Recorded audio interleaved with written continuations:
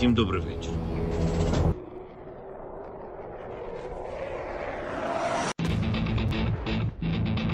On behalf of the brave, on behalf of every father and every mother who waits for freedom,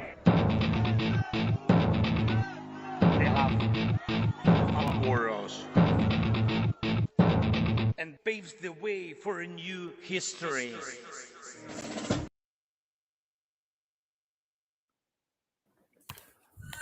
Hello everyone, I'm having some slight difficulty at home. I hope you don't mind. I had to switch off my camera. And yeah. So anyway, we're very glad to be with Prun. Can everyone hear me, just to be sure? Yeah, okay. So very glad to be with Prun, Stanimir, and Rob for a sort of look back on the year 2024, especially everything that has to do with the economics, the politics, etc. of Russia. Unfortunately, that will be one of the subjects I'll try to raise, and about Ukraine, if anyone has any idea. I think everyone knows everyone there, but I'll present everyone quickly. Prun is, well, as we said, Prun is Prun. She's undefinable, but she's fantastic. She's been following the economics aspect of the conflict for the past 2 years or so. She's fantastically productive. She's very smart. She's the one who always finds the difficult stuff. And so if you don't follow her, do follow her. Stanimir has been on the cast already, so everyone is perfectly aware of who he is. He's a fantastic, what are you? Analyst. Let's stay vague. And Rob is well, you know, fresh young face, and he's also super cool. He's always incisive. That's how I would describe him. And they're both also on the network, so do follow them if you have the occasion. That being said, I think we can whole say hello, and then move on to the first part of the conversation. All right, no hello, never mind. Okay, so let's start with something relatively simple. Again, I'm sorry about the noises, but sometimes you don't choose what's going on. Let's start with an easy question. If you were to compare the situation Russia and the Russian economy is in at the present, which historical precedent would you revert to? Like, what's the moment that really helps you understand and think about what's going on? Maybe Prun, ladies first. What helps you the most? I think this is going to be maybe a little bit different than people would expect, because I know a lot of people are wanting to hear, like, is it going to be the fall of the Soviet Union? A lot of times I see us headed towards maybe the Russian flu, what happened in 1998. But I think if I were to look at it at world history, historically, like what helps me understand the Russian economy, I would say overall to go back to medieval European methods where nothing works necessarily the way a modern economy would work, where you think about if there was a war, you know, certain lords would be expected to provide their own military and resources and peasants to send to that war. We saw a lot of that where um, you know, Gazprom was putting together its own PMC, where things are dished out to people for loyalty. Certain people get monopolies that are carved out and given to them. It very much is more like operating, I think, in my mind, to a medieval court than it would be your modern economy. So that's what I would say as far as trying to imagine the way things operate. It may have a different name, but in a lot of ways, it's very similar to um, medieval politics and a medieval court. Okay, yeah, that's a very, very good point. Feudal Europe. Stanimir, where would you arc back to help us understand like your current vision of the Russian economy? Well, I tie it more to the way that they wage war. And in that case, I go back to Europe, but I'm going back not as much further back as Prun did. I'm going back to the 19th century and what they used to call ancien regimes. In the middle of the French Revolution and the Revolutionary Wars, some of the regimes that stayed backwards compared to the National Army of France, because this is how they're recruiting people, they're impressing people, they're forcing people into the army, they're keeping discipline through humiliation, enforcing things that are akin to what the gauntlet was for the Prussian army of the time. So that's how I would perceive it. But yes, there's a lot of things that are close to a medieval court and the way Putin likes to do things, but they're also close to other periods of time because he likes to set up rivals within the system. So 2 or 3 people compete, and they are competing not just for resources, but they're competing for the Kremlin's favor, which is the ultimate deciding factor. And in that way, he manages to make himself invaluable for the system. No one can dethrone the person who's the decider of all arbitration.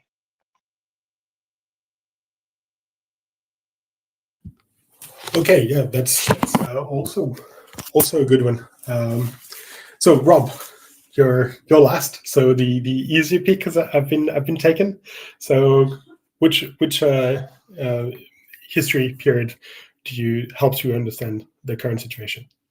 So I'm very upset at Stanimir for taking the Ancien regime because that's what I thought of, specifically the French Revolution, so the period leading up to that. Not in the same way as Stanimir said, but one of the things you can look at that you can compare the Russian economy to in how it is structurally unsound in the distribution of resources is if you look at like the Ancien regime, so Louis XVI in France, they had this network of lords and kind of crazy payment systems. And one of the things that incited the revolution or began the process of the revolution was the salt tax. Salt was extremely expensive. You needed it to make bread. And to get through from one region of France to another, to another, to another, you had to pay tolls along the way. I'm not saying they're going to revolt, but there's something like that with butter going on. It's called La Gabelle, but yeah. Yes, thank you. Yes. So it reminds me of that, but also there's a mix of the 2014 Spanish mortgage crisis in there. We're seeing a huge part of the economy that's dedicated. It's different in a lot of ways, but if we want to try to look at it from like a modern perspective, something that's happened recently, you can look at it like that, except it's gonna be worse. It's just gonna be a lot worse because the wealth inequality in Russia is huge. So, but when you look at what's causing a lot of the economy to, I'm not going to say collapse, but let's say struggle, and we could talk about this a little bit more if we want, is the construction industry, housing, and the mortgage rates. I think we're going to see a lot of pressure on that industry in particular. Just to add that we should probably split the housing sector between the large developers that build apartment buildings and the small developers which build the single family housing in the cottages, because that second side of the construction sector is doing fine because they're relying on escrow accounts. What's an escrow account? So in this case, what the Russians have set up is, because they had a lot of issues with contractors bailing before they finish the house, you set up an account in a bank, which is your escrow account. You pour the funds in there for the construction of the house.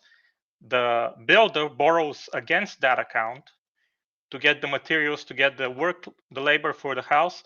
And when he completes the house, then the funds get transferred to him to pay off his incurred fee for using the bank's money. So you only get the money from the person who's buying the house at the end when you hand over the house. And that's how they're building a lot of the single family houses. It doesn't work for big projects like an apartment building, because there the developer has to go in and buy a big plot of land inside a big city, and that's the big cost. But it works for smaller buildings where you actually buy your own plot and get a contractor to build a house for you. Beam, knowledge. You thought we're gonna have fun? No, knowledge for you guys. Okay, fantastic. Thanks a lot. Well, I'm gonna answer the question as well. For me, well, I take offense of you comparing it to France. The war has started.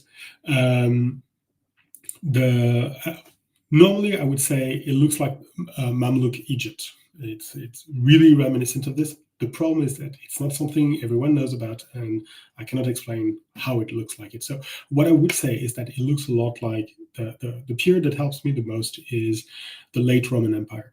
The whole thing is in crisis. It explodes everywhere, but at the same time, it's not collapsing. And the reason why for me it's important is that you can have a crisis, you can have a protracted crisis without jumping immediately to a complete revolution. I mean, we can hope for it, but it's such a black swan, it's difficult to consider it as likely anytime soon. So that's my part of the question. So we're started, we've already said interesting stuff. So the second question I was which is important, I guess, would be out of all the numbers, and you've all read a lot of numbers over the year 2024, which one is the one that stayed in your mind the most? Either because, well, it was the most important or the most insightful, or simply the most shocking, the most amusing, anything you like, just one number.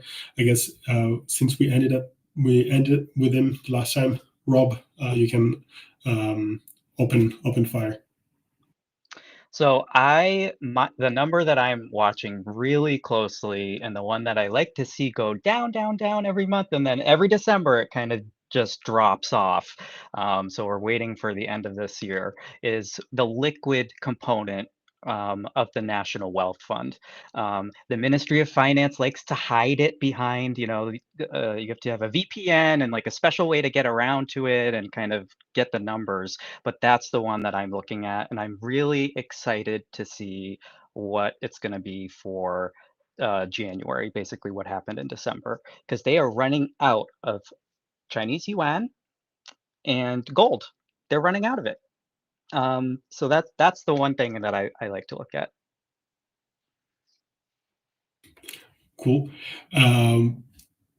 Stanimir, what number has stayed with you during this year that you cannot shake? For me, it's the regional unemployment numbers, because they're incredible. For example, in Tatarstan, where you have a lot of industry centralized in there, and a part of the Russian oil industry is also centered there, and this is one of the better performing regions in Russia, so that should be sort of your guide for how things are going in Russia. The unemployment is 0.17%. That's a figure that shouldn't exist at this point. And they're struggling because of that, because there are aviation plants there are truck plants there are oil industry facilities there, and they can't find labor for any of them.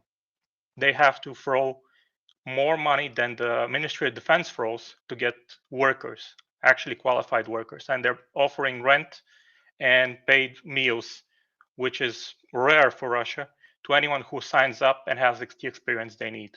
So they're that short on labor. Yeah, very, very good one. Prun, okay, you're the one who always comes up with a deep insight into the most unexpected sectors of the Russian economy. So I'm expecting a lot from you here. what number has stayed with you, or numbers have stayed with you this year? Well, I hope that gives me license to give more than one number. Of course, one of the things I'm going to bring up is going to be the federal bonds. I mean, I've placed it to music. I've made a lot of people be interested in these OFC bonds that probably never expected to be interested in it, and a lot of that does tie back again to, like Rob said, the liquid assets of the National Welfare Fund, because there's only so many things that the Russian government can do, and a lot of them are tied together, and none of the choices are good. We just have to watch and see which bad choice they make. But there aren't really any good ones available. So, very much, I watch the liquid assets of the National Welfare Fund. I also, watch, what they're doing, what they're having, what links they're having to go to try and place these OFC bonds. And along those same lines, curious to see what the actual deficit is going to be. They've people are they're going to play this game at the end of the year where they will say something like, oh, well, it was only this much over or this much under whatever we said the deficit limit was going to be.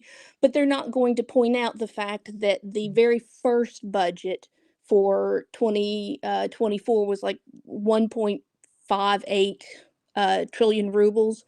Then they increased it. They made an amended budget to 2.12.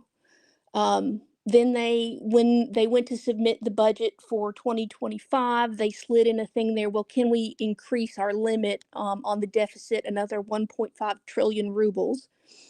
And not tell anybody how we're going to pay for it. We're just going to increase the limit, and that table that says what we think we're going to do, we don't have to update any of that. It'll be fine. And when they approved it, they said, well, nobody told us how you're going to pay for this. So in January, when we find out how big the actual deficit is, that will be very, very interesting. In addition, we have to mention the railways and the loading numbers and how much worse they get, and they continue to get worse. And they're pulling the investments in it, which means, some of the things that they've pointed out that have been problems as far as not having enough infrastructure in the Far East, they've pulled the funding in order to fix those problems, which honestly might be a fine thing to do if your locomotives are your locomotive availability is lower than the capacity of the infrastructure. There's no point in building more railways. So a lot of these problems and seeing the loading, it keeps getting worse. Every month it keeps getting worse, and they continue to I would say be disingenuous to the level of what they will project and say what it is when there's no basis in believing that. But I'd say the biggest indicator probably that I will point out is the lack of indicators, the amount of information that has been pulled, and we've seen people say this. Uh, I think the head of VTB mentioned something this earlier this year about maybe don't talk so much about our problems with cross-border transactions. Let's ever since we had there was a reported DDoS attack in June of 2023, and ever since then we haven't been able to access the Ministry of Finance's website. I mean, you have to go to great lengths to get to it, to sneak around in order to get to it. But they've been doing that all year long. They've just been hiding data, and it's sort of like if it's out of sight, it's out of mind. So if we just pull it, then people can't argue whether or not we're lying about it. We just won't talk about it. So the biggest indicator, I think, is all the indicators that are being pulled from publication. Yeah, very very good point. That's an interesting one. It was actually going to be one of my next questions, but it's all right. I'm not frustrated. No, so Sorry. yeah, all very good points. It's all right. It's part of the game. So for me, the truly amazing number is 7. So you might have heard of that guy, Blink, if you have. His name is Stanimir. We interviewed him a couple of weeks ago, and he did a wonderful expose about the Russian civil aviation. If you have the opportunity to listen to it, do. It was fucking awesome. And what he told us was that over the past 3 years, the Russian civil aviation has managed to produce 7 planes, not 7 types of different planes, but 7 planes. Considering that by his calculation, they need at least 100 every year in order to be able to keep their aviation working by 2030. That discrepancy between those two numbers is really amazing because it shows how, for the moment, things are still working, but the depreciation rate is amazing, and at some point, things are gonna break, and they're breaking, and they look a lot worse than what raw number might let appear. So that was the good thing. That being said, I need to tell Stanimir that there's something he had not taken into account, and that's a bit of a shame. Yeah, they're shooting their own planes now, so that's a problem. Azerbaijani planes, not their own. Yeah, but they're using it. So technically, it is part of the, like, if the Azerbaijani say, okay, you can come, but we don't want to go there anymore. Well, then that's they need more planes. So in a way, they're shooting their traffic. That's not their plane. You're right. Just to add there, yep. The previous day before that, Putin called Aliyev to congratulate him on his birthday, and then he gave him a birthday gift. Are you going to tell us what the birthday? Wait, sorry. What was the birthday gift? The plane shooting.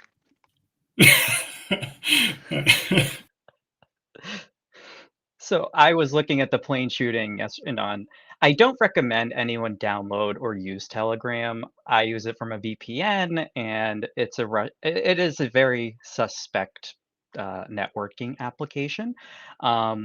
And I'll leave it at that. But I was looking at one of the aviation pages in the comments of, this plane that was shot down, landed in Kazakhstan, because Russia wouldn't let it land at any of the airports that were on the way after hitting it with a Pantsir missile. And I just saw all of a sudden all the comments just disappeared. Like, there's this little thing that happens on Telegram, and you could see the Kremlin towing the line that, it hit a flock of birds, when really it was shot by SAM, surface-to-air missile over Grozny. It was stunning to see it happen in real time. Rob, you understand nothing. Russian bird, very strong. Stronger still. So you don't understand. Yeah. No, I don't. No. Okay. Okay. So now we've talked about the rest. I'd like to turn the camera towards you. That includes you, Prun, even though you're not on the camera. So you guys are doing amazing stuff. I've tried to follow your regimen of news for some weeks, and it's impossible. Just reading what you produce is already a lot of work. So I don't want to imagine what you do, like how you stay informed and all the work you're doing. It's absolutely amazing. Thank you very, very much. Which, by the way, this cast is a little bit a way of saying thank you. I know it's not the best way of saying thank you. Probably a bottle of champagne would be more appreciated, but thank you very much, guys. So I'd like to turn to, like, what do you guys do to stay informed? And maybe what sort of what's the little source of information that you truly enjoy, most people miss, and that for you is a true, how do you put this? Is a true gem. that helps you the most. So Stanimir, you're first. For me, I have this ritual where I don't have weekends. So on the weekends, I spend 14 to 16 hours reading all the Russian local news, or at least browsing for it, for all the regions in Russia, minus a bit of Moscow, because Moscow gets covered by the federal news, but all the regions. And that's where I dig up things like, for example, I've been keeping track of the vacancies at Aviastar, which is the plant that produces Il-76s for the Russian military. And they've gone from 500 vacancies this summer to 790 in the start of December to currently 786. So they found 4 people. And this is the news I don't think most people follow because it's tedious, because it's mostly local news, local stories.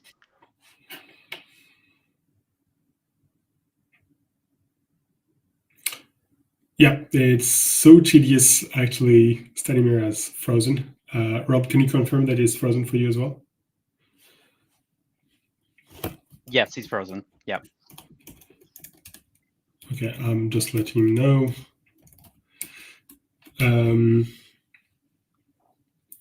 So let's move on to you, Rob. I think I might kick out Stanimir in the meanwhile.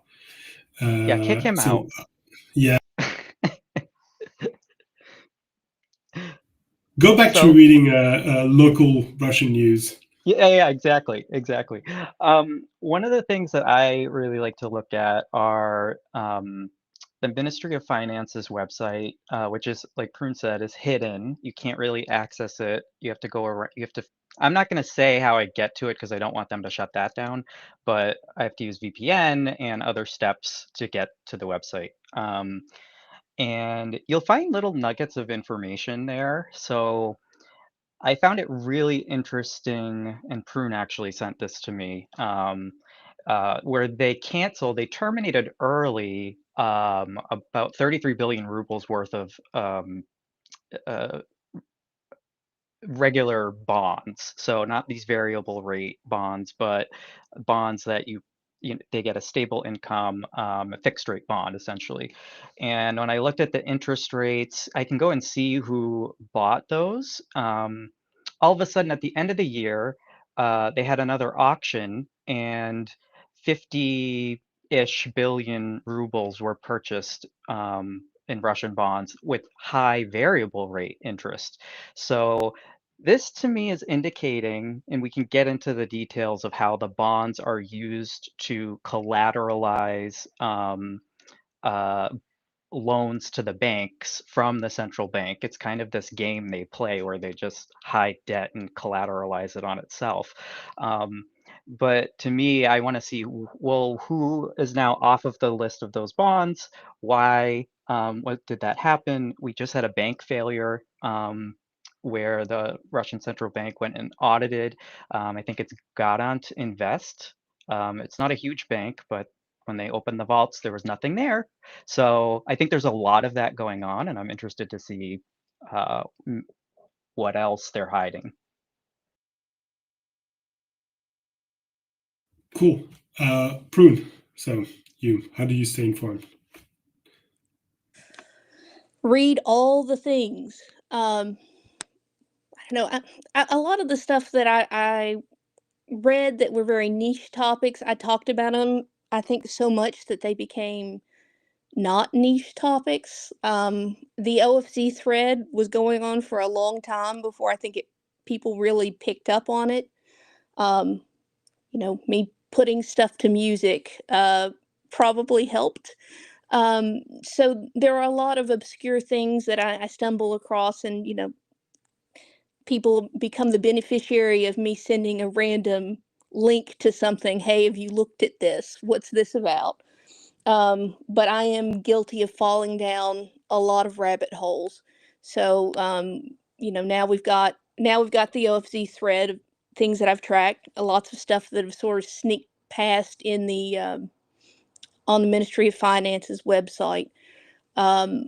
the railway loading data, that's turned into another thread that comes up often. The National Welfare Fund liquid assets, that's turned into a thread. I know that you put that out to Ben, but I do the one where it's in the not what it's valued at, but what it is in its original form, and that way you can see it shrinking every month.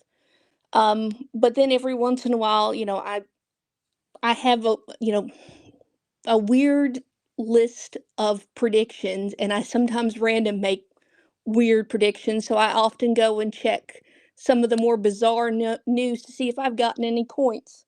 So it's whatever tickles my fancy, and usually there's something odd or bizarre that I'll pick up on, and I don't know how I do it, but it just comes from reading a lot, and I guess having a good memory. Yeah, that definitely helps. Me personally, I've got a secret, which is that whenever I need to know something, I ask Prun. So that's my favorite source of information. So let's be real for a second. There's something darkly fascinating about the slow destruction of the Russian economy, and it's easy to get almost enamored by the subject. But we should not forget that this is also something absolutely horrid, and that all that money that they're making at the end of the day is going towards killing people and invading countries. So I'm going to share something.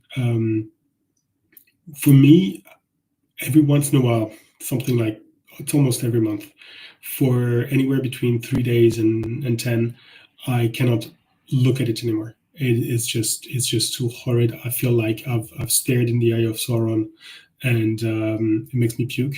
So my way of dealing with it is bad cognac and deconnecting for a few days. Do you feel the same? And how do you handle it? Because you seem to be much better at it than me. Okay, Prun. Oh, and Stanimir, you seem to be interested. No, I thought you said my name, but you see, you can disconnect. I have Russian family. I can't. And it's part Russian, part Ukrainian, so it's a combination of both worlds. So I don't really disconnect. I just sneak a bit of time to play video games, and that's it. Okay, you need to tell us more. Which video game? I have 21,000 hours in EU4. That's a racing thing, right? No, it's the grand strategy game from Paradox Interactive. Europa Universalis. Okay, you'll send me a link. Prun, how do you handle it? Well, a lot of it is that you can't convince them to make better decisions or choose to do something differently. So at a certain point, it becomes into like the dark humor, the list of predictions of you're going to do something awful. We all know you're going to do something awful. Can we predict what awful thing that you're going to do next? So a lot of it just turns into that game of, do I get points for this list of ridiculous predictions? And it's also, it's pointing out some of the most bizarre lies and how divorced from reality certain things are. So a lot of it is the weird news, but there are those times when, I have stepped away a little bit and maybe played a video game. I think here, not that long ago, I think I was gone for maybe 48 hours, and all of a sudden I started getting messages from people. Are you alive? Are you okay? You haven't you sent me one, Ben. Where are you? Are you okay? You haven't posted anything. I was playing Peakman. Yeah, and you've got something for fashion. I see that you're very, very interested in fashion. I see you mentioning it very often. I will never understand it, but that one photo of the guy walking with a feather glued to his forehead, I won't understand it ever. Shall never get it. Rob, how do you handle? It is really hard. When I was in Ukraine, like Stanimir said, you can't really get away from it. And as an American who has not been really subject to, let's call it Russian imperialism, for a couple hundred years, when you realize what they've done and what they've continued to do and why they're doing it, it's just so senseless. So when you're there, you can't step away. Now that I'm back in the States, I do take breaks, and I think you have to, because it's really I mean, nothing about this country makes sense. Nothing about how I mean, you could explain it, but it doesn't make sense. Nothing about what they're doing is not disturbing. Um, and I do distract myself. I'll watch something stupid, or I will I love traveling, so I'll take a break and we'll go somewhere. I kind of unplug. You have to. Yeah. That being said, in as much as it is hard to be staring at Cthulhu or Cthulhu in this case all the time, of course we're not the worst affected. I'll post in the link a couple of fundraising efforts that are fantastic and by friends of Tochnyi. Don't hesitate to be generous if it's possible, and if it's not possible, just send them kisses. That's already something. But there's another point somewhere. Yes. All right. No, we're gonna play some games. Stanimir, you mentioned playing games, so we're gonna do some what do you say, role play. You are the new consulier of Kaja Kallas at the EU, and you need to propose a fresh new measure in order to break a little further the Russian economy. What is that new measure that you would go with? Someone? Does someone want to start? Is there someone? Okay, Stanimir, go for it. I would introduce 3-year-long work visas for 2 million Russian skilled workers and try to get it filled as quickly as possible, because that's the best way. And especially if they're skilled blue-collar workers, that would be great, because that's the best way to destroy Russia's war economy right now. We should have been doing it earlier, to just drain their skilled labor force outside of Russia. Right now, it's compartmentalized inside Russia, and we can't touch it. We can't affect it that much. It will still consume what it wants to consume in terms of media and propaganda, but if they were outside of Russia, they would have less of an effect on the war. This is what can destroy their economy the fastest right now. Yeah, good points. Prun, what would you tell Kaja to do?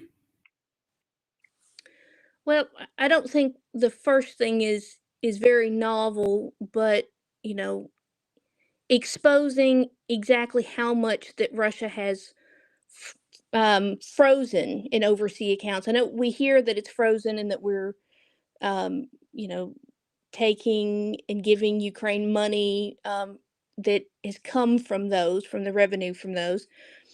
But if there was a way to expose more data on that about exactly how much, what kind, where, and more specifics about it, that would force people to see that however much Russia says that they don't really have, because it's frozen. So if there was a way to, either by just flat out taking it or providing more visibility so it wasn't so opaque about what Russia actually has at its disposal and what it doesn't have, but that's not too far off from some of the things that she has already discussed. So my other suggestion would be if you could perhaps draw some of the labor away from Russia, because the labor shortage is a big problem. They're doing a lot of that work on their own for some reason, pushing out migrants.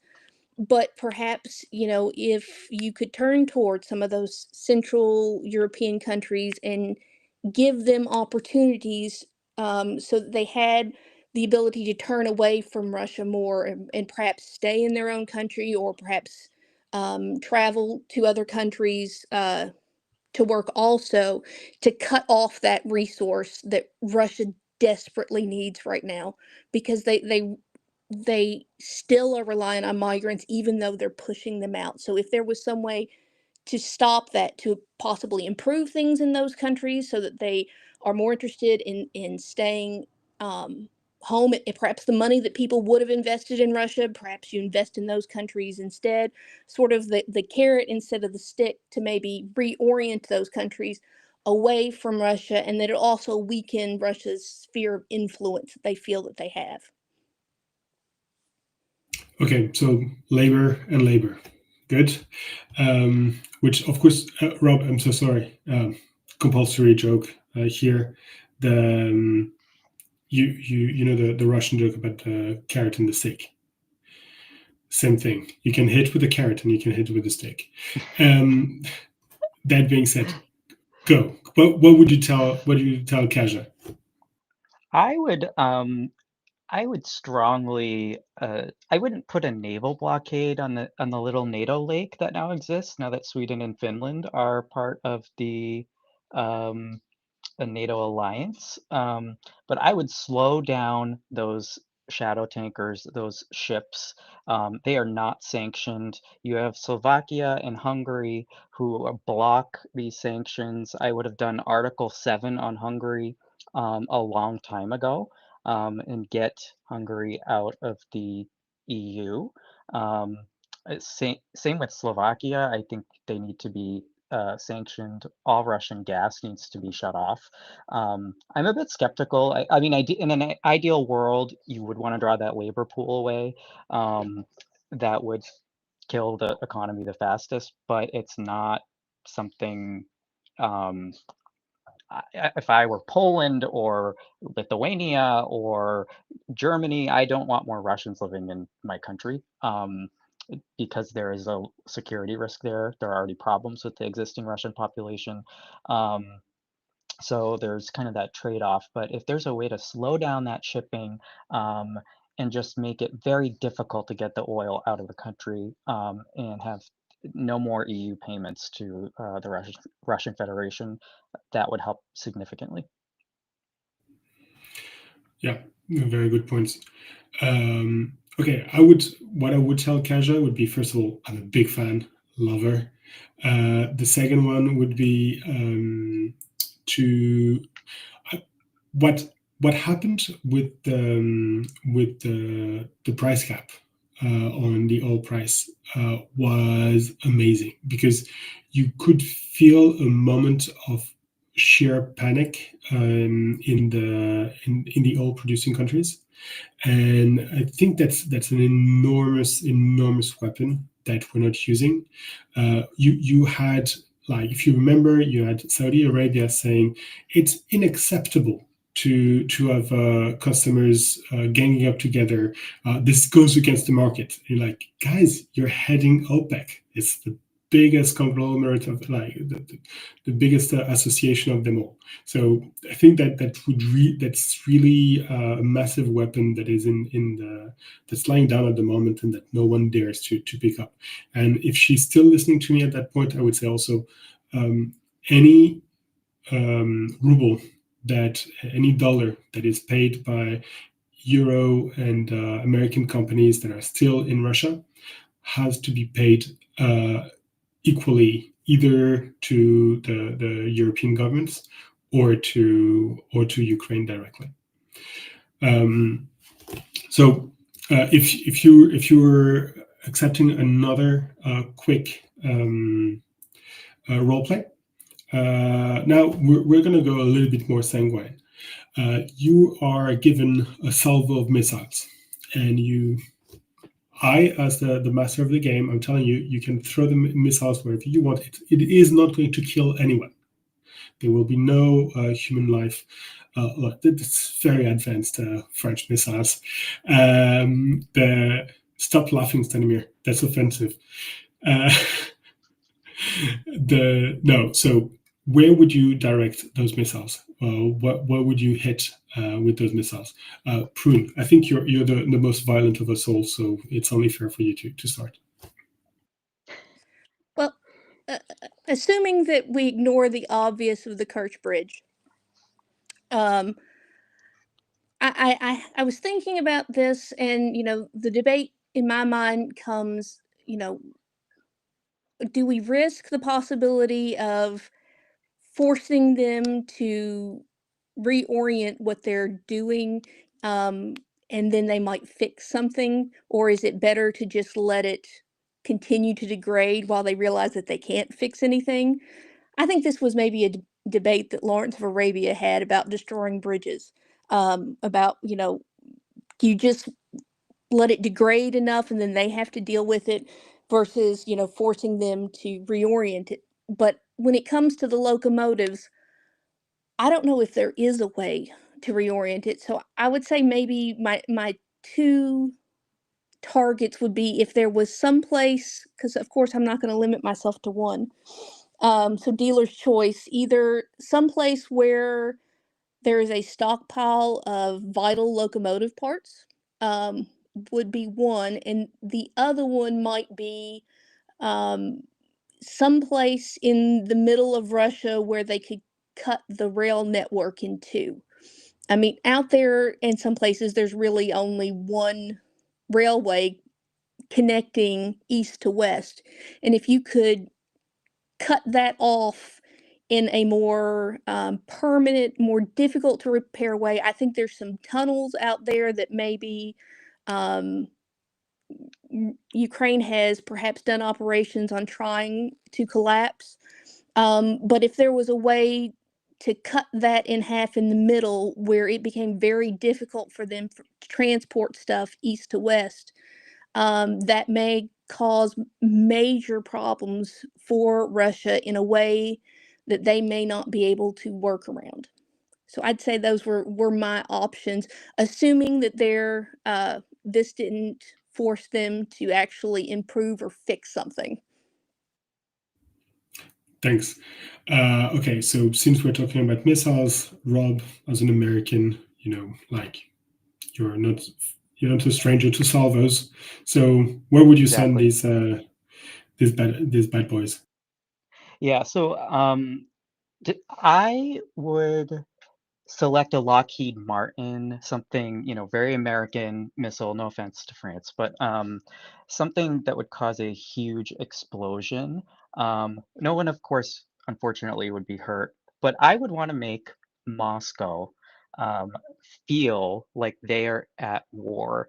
And the problem right now in the capital is that you have to think of the Russian Federation, if you want to, in a weird way, kind of like the Hunger Games, if anyone's seen that, how it's portrayed with you have this rich center capital and then very, very, very poor regions. That's what's going on right now. And Moscow and St. Petersburg have not really felt the same level of conscription. They are kind of insulated, both physically and information in an information way from the effects of this war. Moscow needs to feel it. They need to feel like they are at war. So I would try to blow up the Kremlin, the Ministry of Defense, the State Duma, the central bank, the Treasury, the Ministries of Construction. It's a really big bomb, a couple of missiles, because we're Americans. We love big missiles, big bombs. So. No, first thing, I'm sorry, I have no jokes about East European missiles. You're welcome to tell us which missiles you would pick, and to tell us where you would send them.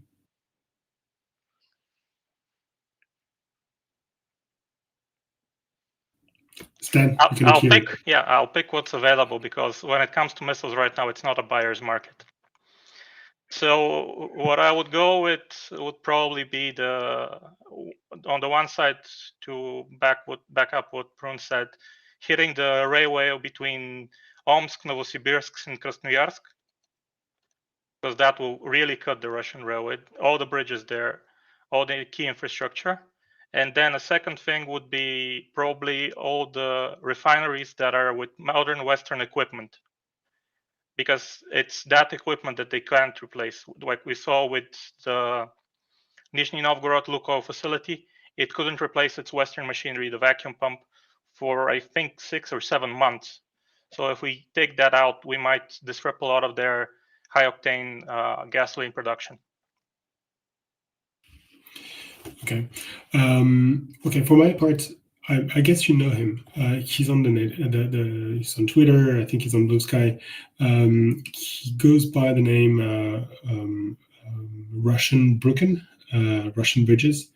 He's amazing. He's been saying that we should attack the electric system of Russia, the grid, so that it would disrupt immediately all the military production, and as a result would be probably the most effectual way of diminishing the Russian ability to fight.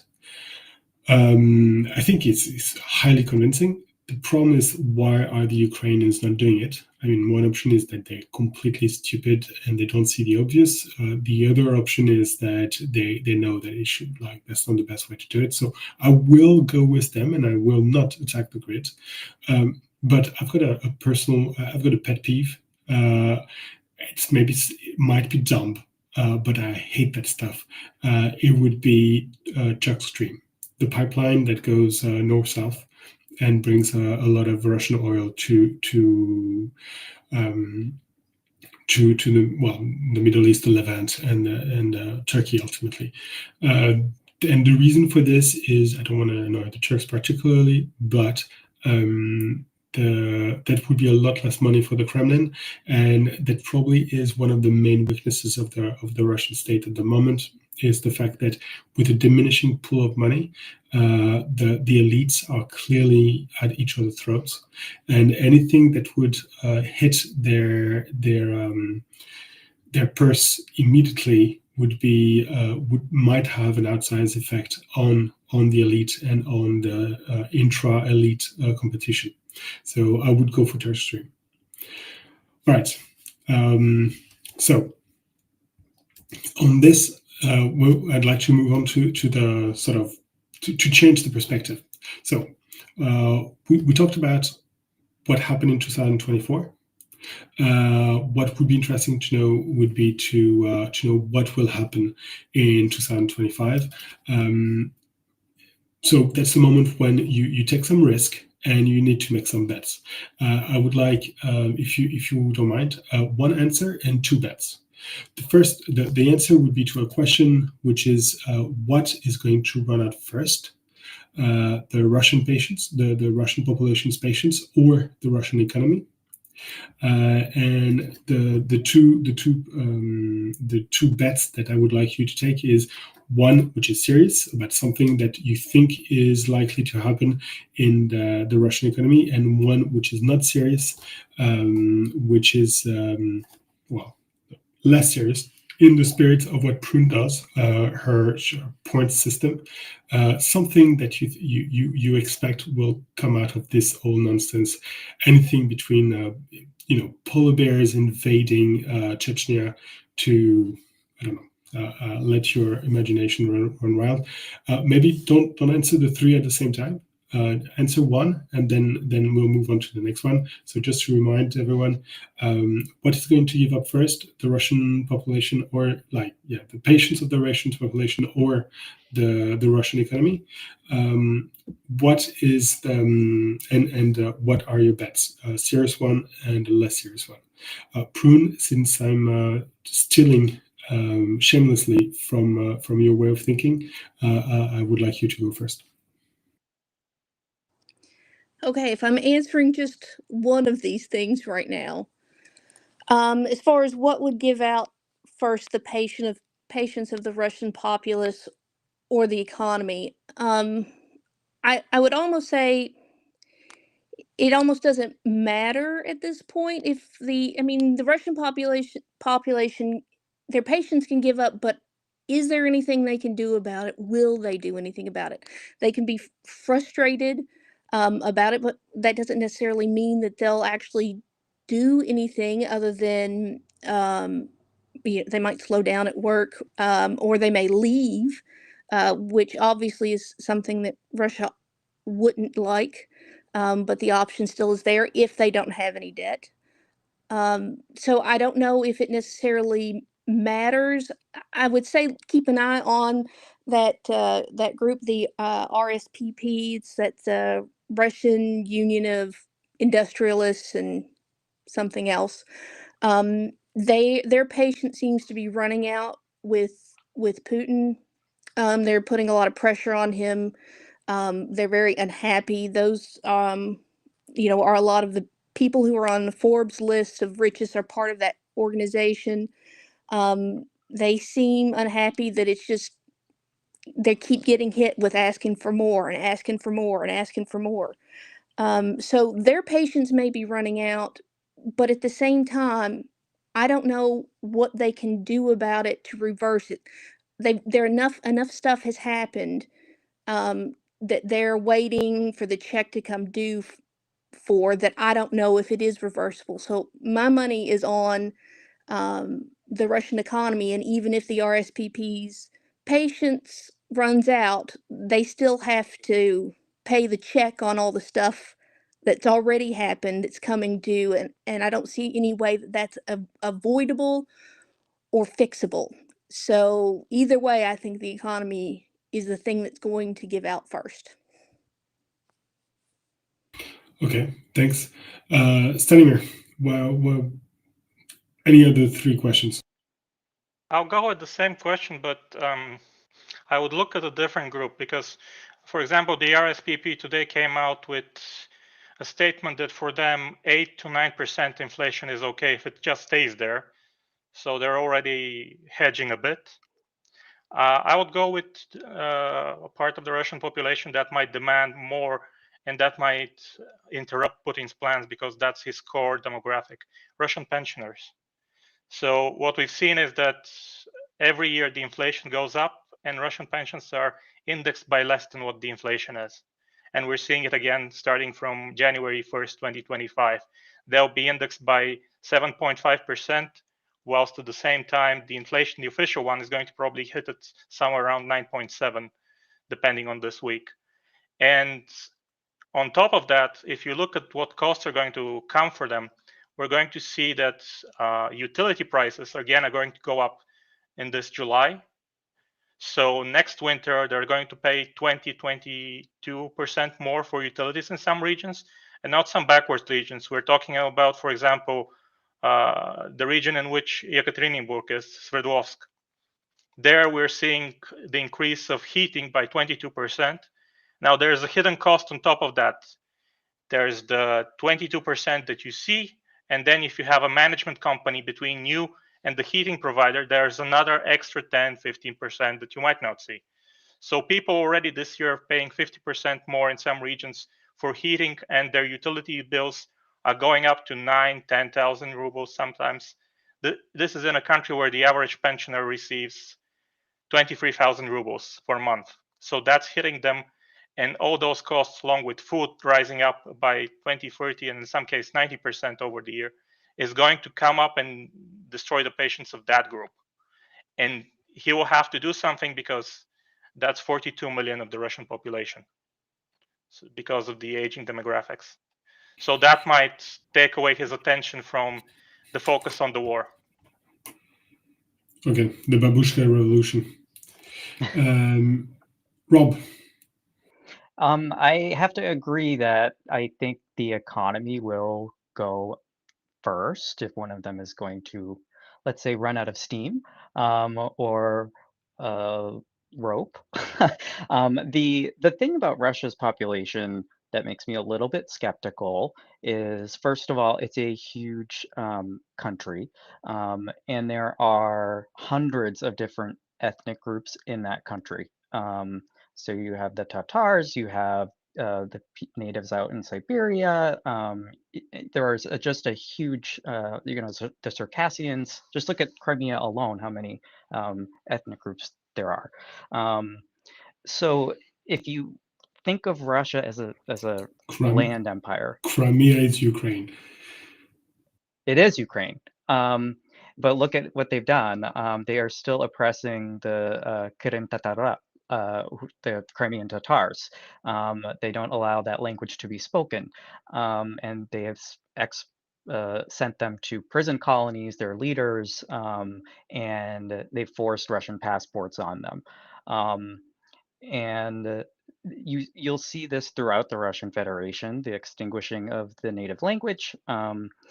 So I think different areas of Russia, of the Russian population, especially, Makhachkala, Chechnya, those places are ruled by kind of warlords, especially Chechnya, and there's a lot of instability. We saw a pogrom in Makhachkala for the Islamic population. I think that was last year when that happened, at the airport there, and we're going to see a fracturing of this unstable empire where the resources are not distributed equally at all, and you'll see a lot less social trust. Not that there's much anyways in Russia.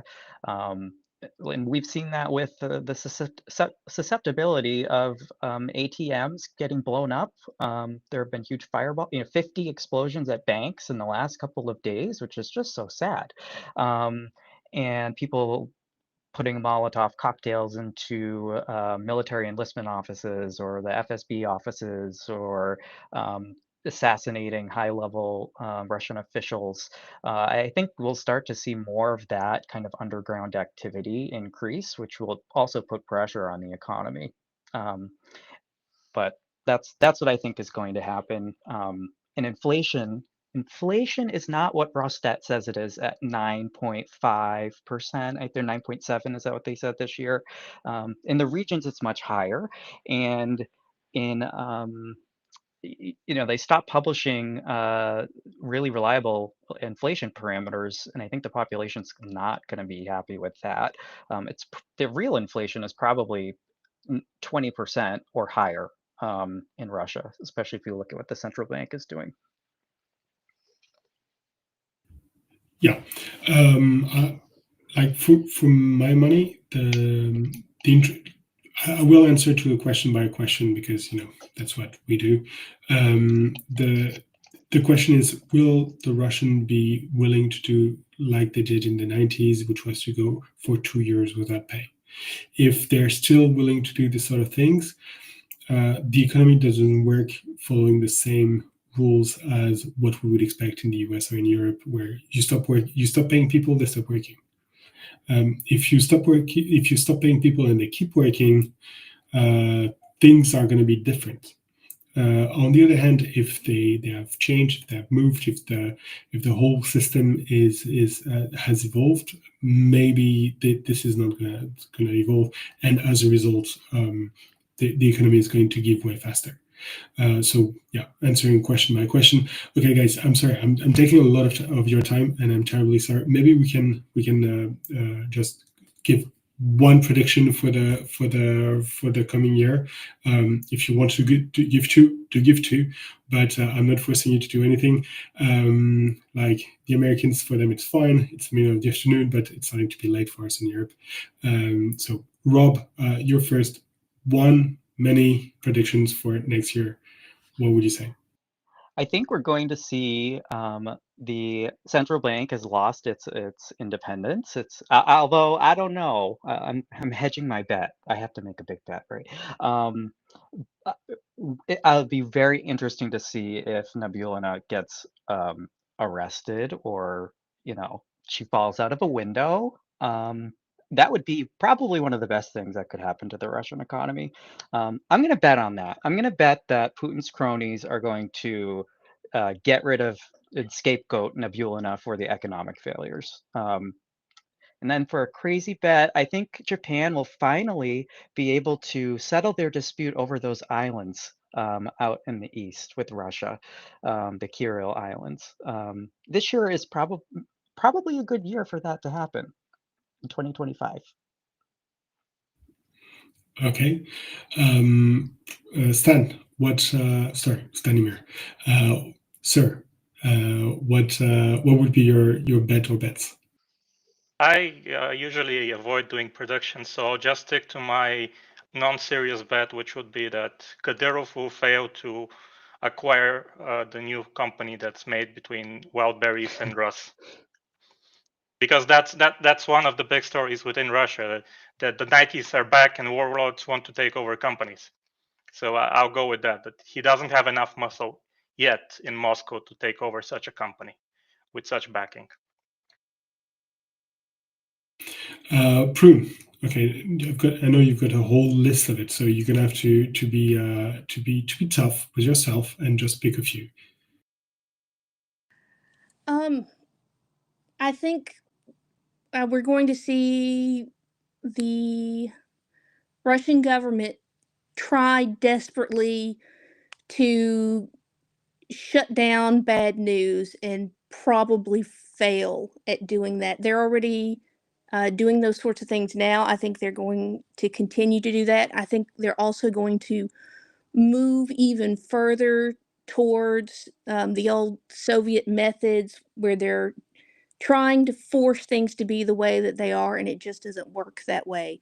Like them trying to do price controls on everything, and as they try and do that, you're going to see possibly us head towards shortages because you have to account for those price increases. And as you said earlier, where you were talking about people going without pay, whether or not they'd be willing to do that. Well, we're already seeing there was reports of one police force where everybody who, wasn't about ready to retire quit because they weren't getting paid enough. So I think if somehow this war ends and all of these troops come home, we're going to see chaos. Um, you know, People aren't getting paid enough because the government can't afford to pay them. So people are going to turn towards even more corruption, or they're going to quit their jobs because they can get more money as a courier. I think we may see, more signs of the 90s coming back as things get worse. The agriculture situation continues to get worse. The labor shortage situation continues to get worse. They're trying to change things so that people will work more overtime. If they're doing that, then they don't have time to be growing their own food. So logistics are going to get worse. We're probably going to see more bartering become more common as they haven't been able to fix their cross-border transactions. I think overall, you're just going to see things head more and more towards the Soviet Union, and I'm not sure how many people are going to be willing to go along with some of the stuff that happened during the Soviet Union. So if I were to say what my predictions were, it would be more of that, heading back to doing things the Soviet way and all the bad that comes along with it. Okay, thank you. So for me, well, it's related to my own personal history. I started working late 2007. So for me, bailouts are very important. They're the thing that make an economy go boom. But the point is that what I'm betting is that there's going to be so many failures that are considered to be systemic across the Russian economy that bailouts and massive support of one way or another are going to amount to more money than the amount of money that will be ultimately spent in supporting the war in 2025. So saving the Russian economy is going to be more expensive than waging the war. So that's my bet. I completely forgotten that we're live and that as a result, people have questions. That being said, I told you an hour and 15 minutes max. So I would perfectly understand if you're too tired or if you have other things to do and you need to bow out. You've been more than kind and you were all fantastic. So thank you very much. That being said, if you do have times, apparently there's a couple of questions from the audience that would be that. Well, I will stay in and try to answer them at worst. But if you want to stay, you can stay, and if you want to say bye bye, you can say bye bye. Who's staying? Yay! Fantastic. Also, So, what do you mean about bailouts? The Russian rating agency just announced that Samolet's credit rating is just A, not A+. It's still investment grade. I'm sure there's a joke there on the Russian alphabet. It's not the same as us. Like it starts the other way. I don't know. Yeah. Okay. So while I wait for the questions to arrive, yeah, here they are. What are the expected extra fees from the bartering? Extra cost, I guess. So the basic economics question: who wants to take it? Prun, since your name indicates commodities, I guess it's naturally for you. Well, I mean, obviously part of the problem with bartering is, determining, what is a fair cost to that, and then also determining how you're going to tax that, which I think is going to be a big problem for Russia because they are desperate for funds.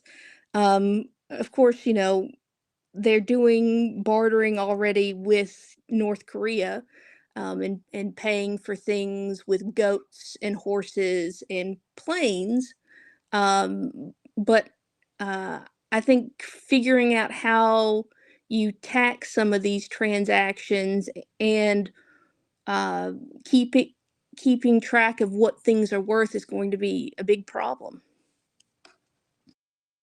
Okay, yeah, that's a very good point. It also arcs back to your very first comment about feudalism, and the feudal system. You paid half a chicken and 2 cakes.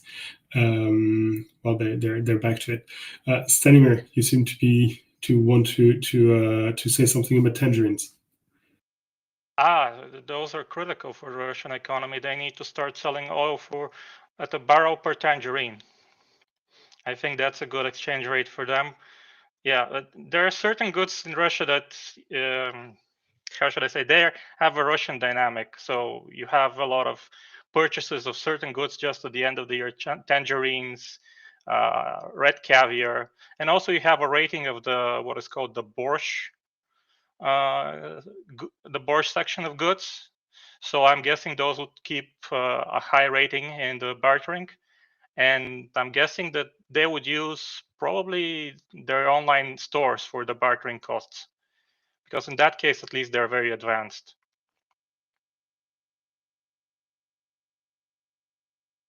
Oh yeah, of course. Okay, Rob, I'd like to ask you the same question, but slightly different. So we've all know and love the tangerine for oil. Scheme, but more generally, it arcs back to the whole BRICS question. Do you think that they have a chance to do this sort of a siloed international monetary system where between the trade between Russia and Iran is done either in Iranian or Russian currency. The trade between China and Russia is done only between in the Russian or Chinese currency, etc., etc. Do you think that we're like they're going to be able to build an alternative fractured system, or is it just not going to work? I think they're trying, and I don't think it's going to work. If you look at some of what they've already tried to do, so there was a BRICS summit in Kazan, I believe was what was it, couple weeks ago, and Russia really talked up, oh, we're going to create a BRICS currency, and Brazil, Russia, India, China, Iran, and there's no will there among those players to create a single currency. So that way is kind of out. I don't think that's realistic at all. They're trying to create a digital currency. So I believe the Bank of Russia, the central bank, released 1 trillion rubles worth of kind of this digital currency, whatever that is. But they're against cryptocurrency. Probably the one thing that's somewhat tangible in value, and can't it can be traced. It's just hard to do so. I don't think they're going to like that because the Kremlin really can't control what who has what crypto. So those two options are out. And then being disconnected from SWIFT and the European version of it, which is escaping me right now, and kind of the Mir bank cards, the Moscow exchange being hit with sanctions, the secondary sanctions. I think it's going to be a cat and mouse game, even if Trump takes office and lifts all of these sanctions. I still think they are going to fail spectacularly at making a reserve currency because China doesn't really want North Korean their currency tied with something from North Korea and Iran. Right? It's just not stable or worth anything. Yeah, not mentioning that after what Russia just pulled out over the past month or so, it's unlikely that people are going to be very excited at the thought of sharing anything monetary with them. All right, there's another question from Rick. Hello, Rick. How much of a difference does the different economic models of now make compared to the way the economy was at the end of the Soviet era? Oh, yeah, I think I understand it. So basically, do you think that Russia would be better equipped to face its current situation if it was still in a Soviet regime, or do you think that that wouldn't help them? I guess it's very topical, considering that in many ways they are returning to that old regime. Stanimir, I think you've got a better understanding of this than any of us put together. So what would you say? Would Soviet Russia, Soviet Russia do better? Soviet Russia might do better on the tank front and the vehicle front because the current situation with the factories isn't all that great for them. That, for example, Uralvagonzavod currently has 20,000 people working in there. In the distant year of 2015, there were over 32,000 people working there. So that's just a decline in the last 10 years. On the other hand, I've kind of lived through part of the Soviet model, so I don't think it would live with this many shortages, especially isolated from the Western market, because in the Soviet model, think like basic luxuries like tampons, toilet paper, shopping carts. You didn't have those, so from that personal experience, I wouldn't think that they would be surviving a war with this high of attrition and continuing to use the Soviet model. They could build the tanks fast enough, but it would be an Afghanistan on steroids for them. All right. Rob, do you have something to add? Like back to USSR? Yeah, I would just add that I think what we're seeing today and economically is a mix of Tsarist Russia with their lack of industrial capabilities, despite all of the touted progress in the Soviet era around tanks and things like that, and a somewhat Soviet model where they're going back to a more planned economy. You're seeing a lot of seizures. I think the prosecutor's office today seized the largest grain company in Russia, so you're seeing a lot of that type of centrally planned economy. But at the same time, a lot of the problems of the Tsarist era, the lack of infrastructure, the backwardness compared to the advanced West, it just is a tale as old as time. I think we're seeing a mix of those two things really come together. Okay. Prun, I'd like to ask you the same question, but slightly differently. You followed the performance of a lot of large companies over the past few years, Russian large companies like the railway and a few others. In a way, a company works like a planned economy. Would you say that the performance of the Russian management of the past 3 years bodes well for the future of Russian planification? I hope my question was clear. Oh, it bodes well for what was the last thing you said? For planification, for the return to a Soviet system. Mm, no, I think that overall, all of these companies they're doing worse than they were before. And I think that heading back to sort of the planned economy, I don't see any benefits to it. All of these big businesses and things that I've been watching, such as the railway, everything keeps getting progressively worse, and I don't see any sign that they're making any efforts to improve things, nor do I see that any of these efforts towards the planned economy will fix them either. It's all just a slide towards things being worse.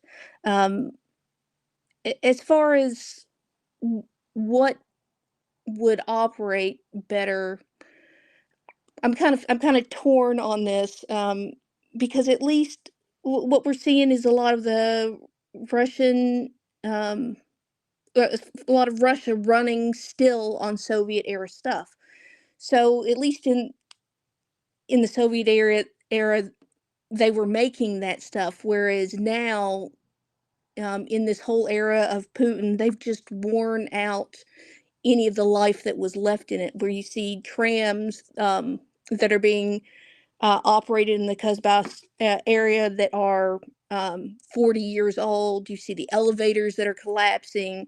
You see the pipes. I just did a whole thread on all of the sewage and infrastructure and all that's failing because it hasn't been updated or changed since the Soviet era. So the whole, sort of the question is, maybe the Soviets did a better job of maintaining their stuff if the Russians are still living off the dregs of what was made during the Soviet Union. There are also negatives to that. So I'm a little torn about which would be better. All I know is that right now it's worse and it's getting worse.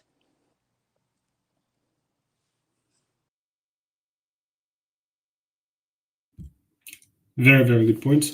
Yeah, in a way, they're still living in the Soviet era. Stanimir, you seem to be wanting to add something to this. I track the number of outages when it comes to utilities, and yes, it's devastating because in some cases the power grids or the sewage network or the heating network, which is the most important in central and eastern and northern Russia, is worn out at a level of 80-90%.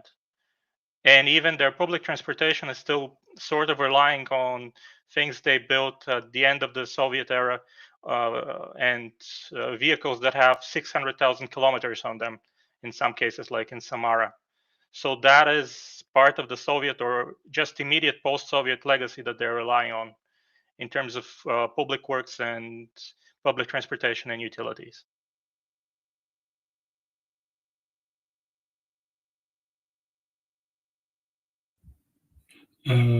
Yeah, very good. Thank you.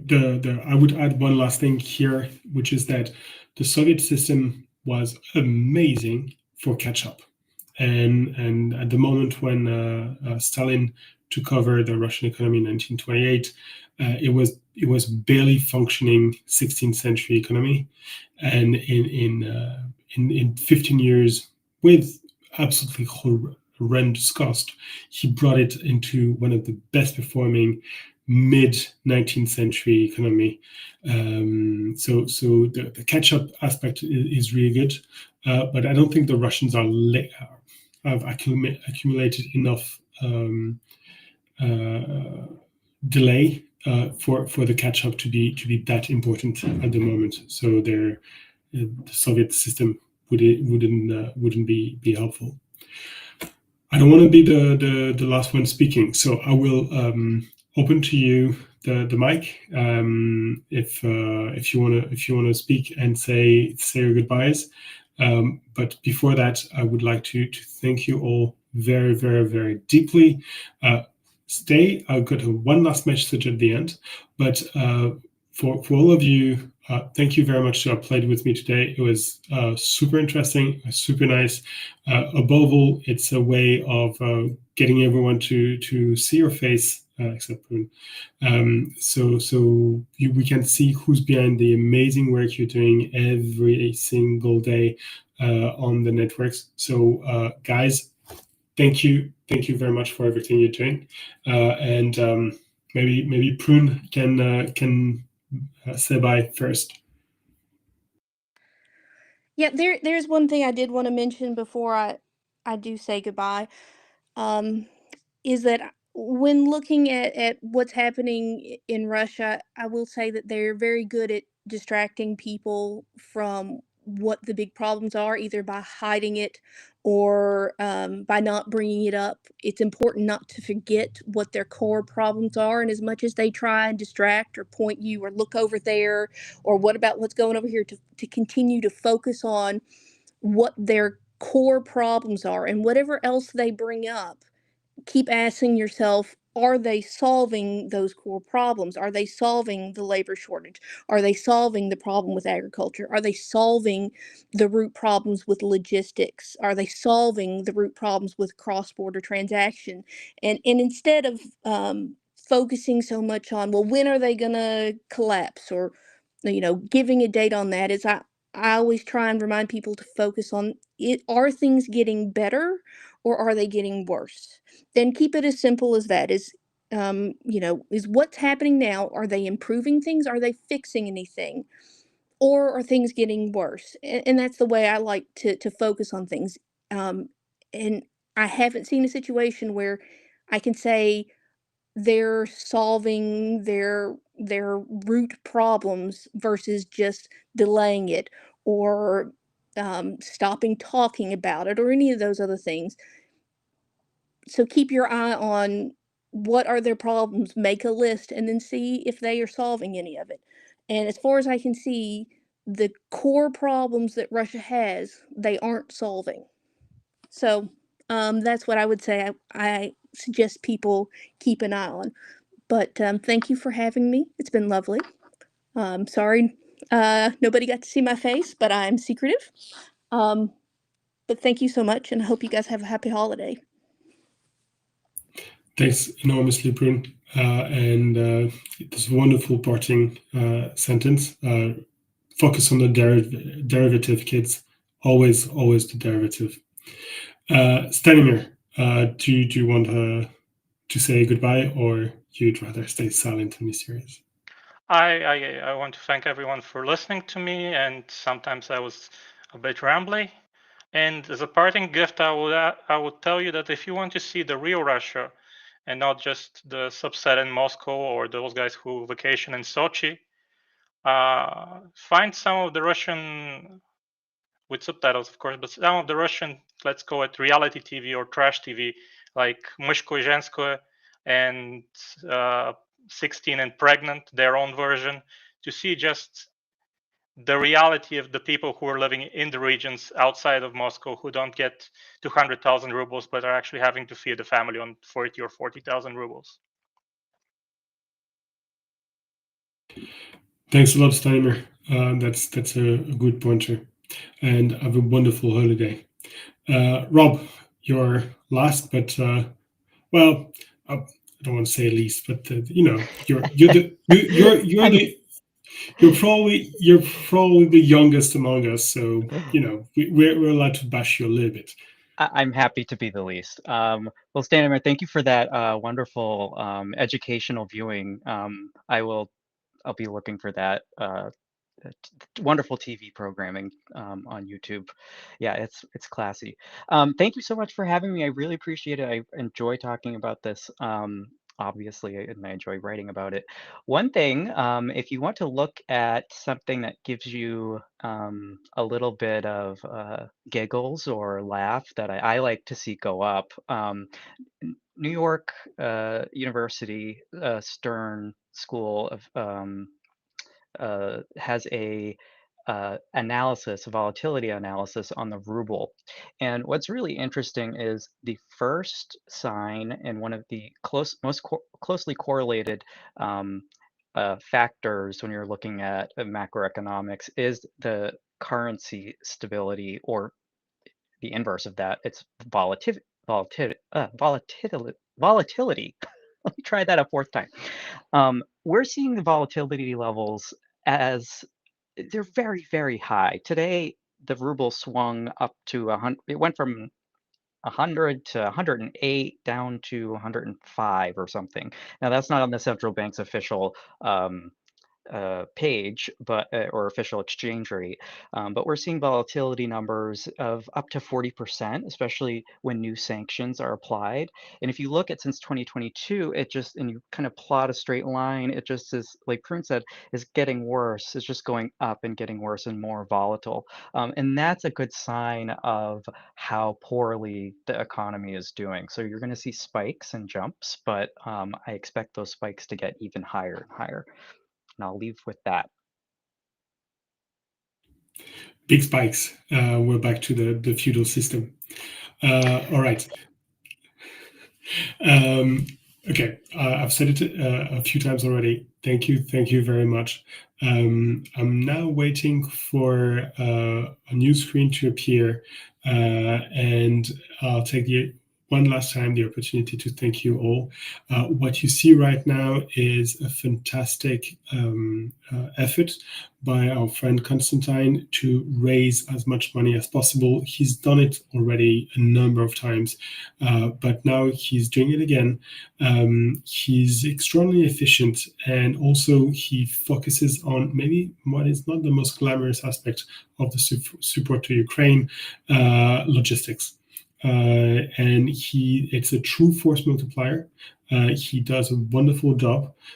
He's also the most gallant person you'll ever see. He's smart, amusing, extraordinarily smart with money, safe. Like every single dollar you give him goes straight to the front line to buy those cranes and those trucks, those flat backs, and the diggers as well. There were a lot of diggers.